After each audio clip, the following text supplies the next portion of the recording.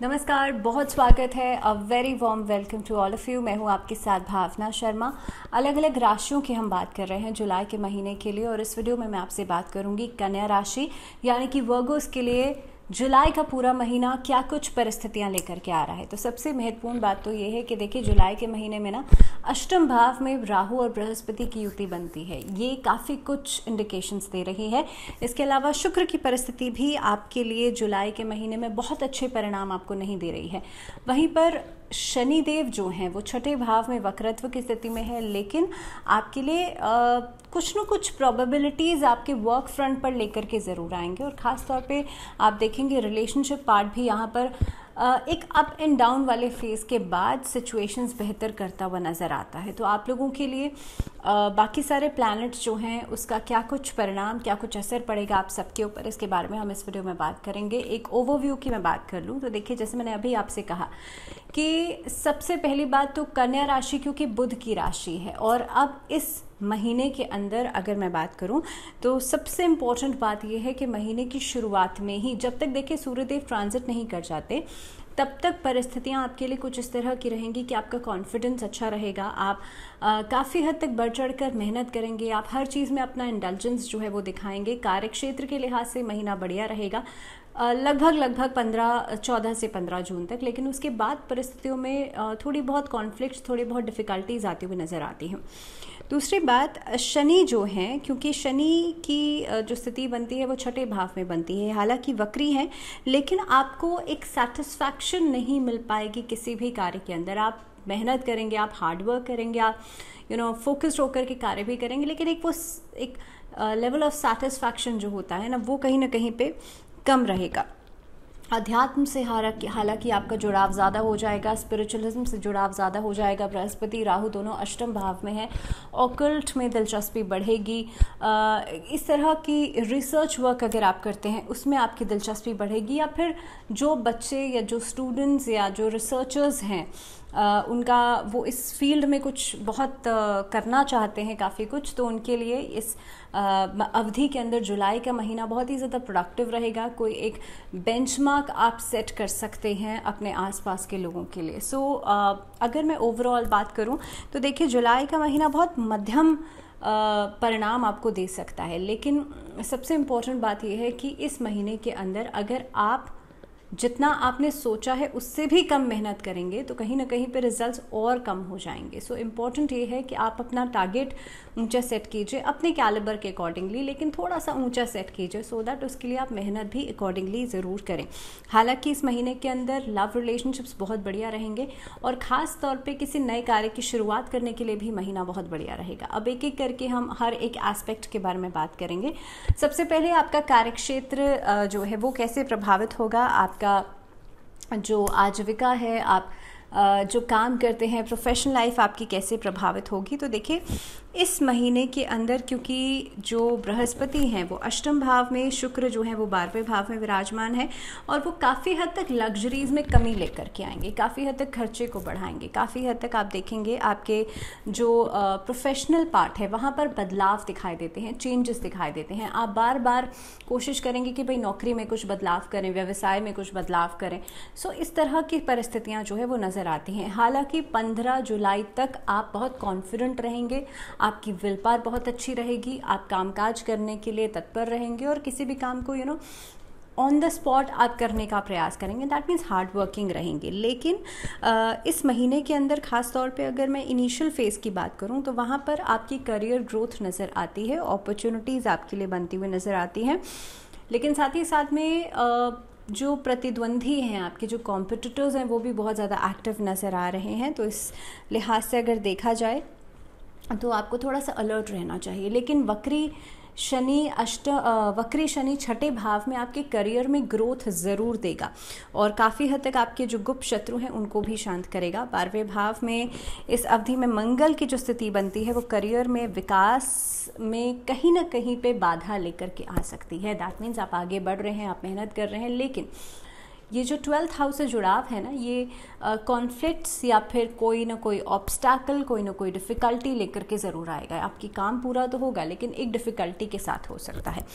इस अवधि में कोशिश ये कीजिएगा कि आप अपने जो वरिष्ठ हैं, यानी कि आपके जो सीनियर्स हैं, आपके जो उच्च अधिकारी हैं, उनसे थोड़ा सा तालमेल सही बना करके चलें, उनसे विवादित मुद्दों में नहीं पड़े। और ख़ास तौर पे इस महीने के अंदर केतु की स्थिति जो बनती है वो सेकंड हाउस में बनती है, तो आप लोगों के लिए उसके लिहाज से भी कहीं ना कहीं पे वाद विवाद की स्थितियाँ बन सकती हैं।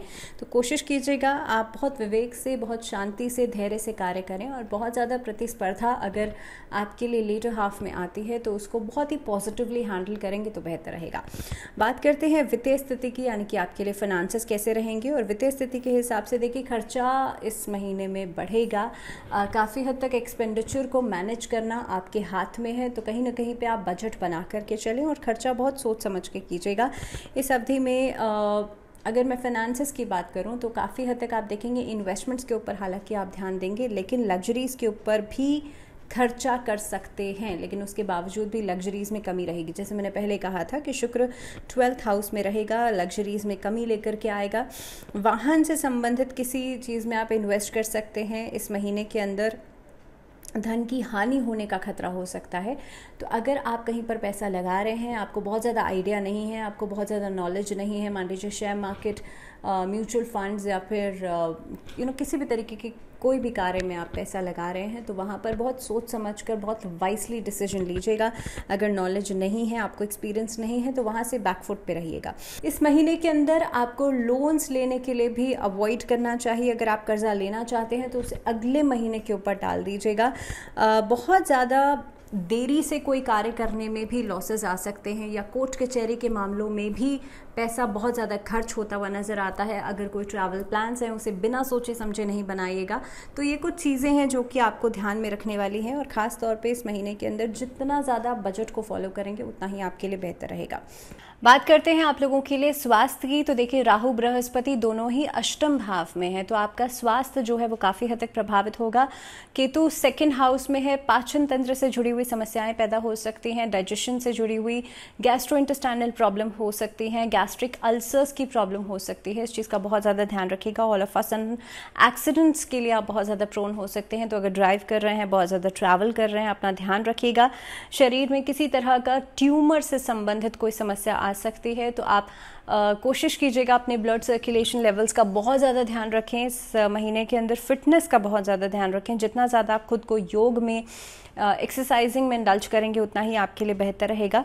इसके अलावा कोशिश ये कीजिएगा, क्योंकि बृहस्पति अष्टम भाव में बहुत ज़्यादा ओबेसिटी की तरफ भी इशारा करता है, तो अपने खान पीन पर नियंत्रण ज़रूर रखें। And those who are a little obese, आप लोग थोड़ा सा बहुत ज़्यादा फैटी हैं, चबी हैं, तो आप अपना एक्स्ट्रा केयर ज़रूर कीजिएगा, क्योंकि ओबेसिटी से जुड़ी हुई कई सारी और इश्यूज़ जो हैं वो नज़र आ रहे हैं। तो इस महीने में स्वास्थ्य का बहुत ज़्यादा ध्यान रखना है, और कोशिश ये करनी है कि आप अपनी इम्यूनिटी को बढ़ाने के लिए, इम्यूनिटी को बूस्ट करने के लिए कुछ ऐसे पैरामीटर ज़रूर सेट करें जो कि आप डेली बेसिस पर आप उसे फॉलो कर सकते हैं। बात करते हैं रिलेशनशिप्स की। आपके लिए वैवाहिक जीवन कैसा रहेगा, लव रिलेशनशिप्स कैसे रहेंगे। तो देखिए इस महीने के अंदर बहुत ज़्यादा उत्साहवर्धक, बहुत ज़्यादा एक्साइटमेंट वाली चीज़ें नहीं नज़र आती हैं। हालांकि बृहस्पति अष्टम भाव में है और काफ़ी हद तक आपके लिए मैरिज लाइफ में प्रॉब्लम्स लेकर के आएगा। मैरिज लाइफ में कहा सुनी, वाद विवाद, इस तरह की सिचुएशंस आ सकती हैं। ये महीना बहुत ज़्यादा रोमांटिसाइज नहीं कर पाएंगे आप रिलेशनशिप्स को, क्योंकि शुक्र भी 12th हाउस में है। कहीं ना कहीं पे बहुत ज़्यादा समय आप अपने पार्टनर से दूर रह सकते हैं, ट्रैवल के वजह से या किसी और वजह से। तो आप लोगों के लिए, चाहे मैं वैवाहिक जीवन की बात करूं, चाहे लव रिलेशनशिप्स की बात करूं, दोनों ही लिहाज से समय बहुत अच्छा नहीं है। इस महीने के अंदर अगर आप किसी को मैरिज के लिए प्रपोज करते हैं, वहाँ से भी बहुत पॉजिटिव रिस्पॉन्सेज आते हुए नहीं नज़र आते हैं। अगर कोई विवाह से संबंधित फैसला करना चाहते हैं, उसमें भी डिलेज होते हुए नज़र आते हैं। तो कुल मिलाकर के ये महीना रिलेशनशिप्स के लिहाज से बहुत बढ़िया नहीं रहेगा, और कोशिश ये कीजिएगा कोई भी इंपॉर्टेंट डिसीजन अपने रिलेशनशिप से जुड़ा हुआ आप इस महीने में नहीं लें, क्योंकि खास तौर पे देखिए डिसीजन मेकिंग कर तो लेंगे, लेकिन उसके बाद you will regret for something, या आप उसे बदलने के बारे में सोचेंगे। सो इम्पॉर्टेंट ये है कि आप कुछ समय रुक करके थोड़ा सा सोच के समझ के उसके बाद ही आप डिसीजन मेकिंग करेंगे तो बेहतर रहेगा।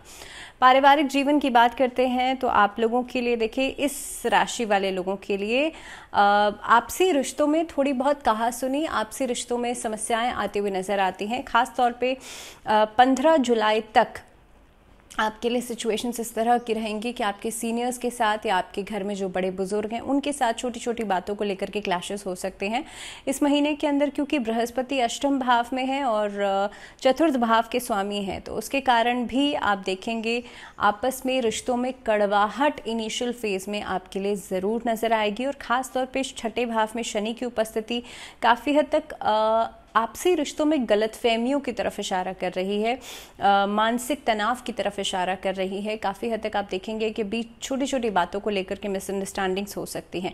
पैसों को लेकर के परिवार में वाद विवाद आता हुआ नज़र आता है, प्रॉपर्टी को लेकर के वाद विवाद आता हुआ नज़र आता है। तो आप लोग सबसे ज़्यादा इस चीज़ का ध्यान रखें कि छोटी छोटी बातों पर वाद विवाद को नहीं बढ़ाएं, छोटी छोटी बातों को बड़ा नहीं बनाएं और जितना हो सकता है आप बहस में नहीं पड़ें। इस महीने के अंदर जितना ज़्यादा आप शिव परिवार की आराधना करेंगे उतना ही आपके लिए अच्छा रहेगा। घर में रोजमेरी एसेंस का प्रयोग करने से भी परिवार में शांति रहेगी और खास तौर पे कोशिश कीजिएगा मंगलवार और शनिवार 2 दिन आप छोटा सा हवन, छोटा सा होम ज़रूर कीजिएगा। इसके बाद बात करते हैं आपके लिए शिक्षा के क्षेत्र की, आपके लिए स्टूडेंट लाइफ की। तो इस महीने के अंदर स्टूडेंट्स जो हैं लगभग 15 से 16 जुलाई तक आपकी प्रोडक्टिविटी बहुत हाई पीक पर रहेगी, लेकिन उसके बाद धीरे धीरे डिस्ट्रैक्शंस, कन्फ्यूजन्स, ये सब चीज़ें नज़र आती हैं। तो आप लोगों को कोशिश करनी चाहिए आप किसी से सलाह मशवरा लेकर के चलें, अपने मेंटोर से सलाह मशवरा लेकर के चलें। अगर जो बच्चे आईटी सेक्टर में हैं या फिर कहीं ना कहीं पे मैकेनिकल इंजीनियरिंग से जुड़े हुए हैं, कंप्यूटर साइंस से जुड़े हुए हैं, उन लोगों के लिए समय अच्छा है। रिसर्च वर्क से जुड़े हुए बच्चों के लिए समय अच्छा रहेगा। लॉ फर्म से जुड़े हुए बच्चों के लिए समय अच्छा रहेगा और काफ़ी हद तक आप अपने करियर में एक्सेल करेंगे। जो बच्चे अभी हाल फिलहाल में पास आउट हुए हैं, नई नौकरी की तलाश कर रहे हैं, उनके लिए नई नौकरियां लगती हुई नज़र आती हैं, लेकिन कोशिश ये कीजिएगा आप 15 से पहले इंटरव्यूज़ को प्लान अप ज़रूर कीजिएगा। दूसरी बात, ख़ास तौर पे जो बच्चे रिसर्च वर्क में अपना करियर बनाना चाहते हैं उनके लिए ये पूरा महीना बहुत ही बढ़िया रहेगा। आप अपनी लर्निंग प्रोसेस को थोड़ा सा फास्ट कीजिएगा। ख़ास तौर पर जो आप पढ़ रहे हैं, जो आप सीख रहे हैं, ऐसी चीज़ों में अपनी नॉलेज को ज़रूर बढ़ाइएगा। इस महीने के अंदर जितना ज़्यादा स्किल डेवलपमेंट पर ध्यान देंगे उतना ही आपके लिए बेहतर रहेगा। और इसी के साथ अब बात करते हैं खास उपायों की। तो आपके लिए ओम राहवे नमः इस मंत्र का जाप नियमित रूप से डेली करना अच्छा रहेगा। हो सके तो रुद्राक्ष धारण कर लीजिएगा और भगवान शिव के नमः शिवाय पंचाक्षरी मंत्र का जाप डेली ज़रूर कीजिएगा 108 बार। इसी के साथ इस वीडियो में फ़िलहाल इतना ही। मुझे दीजिए इजाज़त, लेकिन जुड़े रहिए चैनल के साथ। नमस्कार।